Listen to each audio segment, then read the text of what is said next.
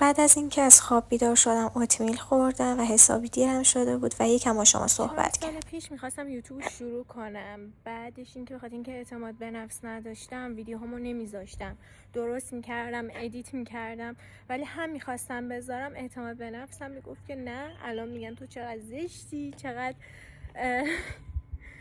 بدی، فلانی، نذاشتم، یوتیوب شروع نکردم. بعد دیدم چقدر کسایی که 4 سال پیش هم پای من شروع کردن چقدر موفقن، چقدر کارشون رو دوست دارن و من واقعا یوتیوب رو دوست دارم.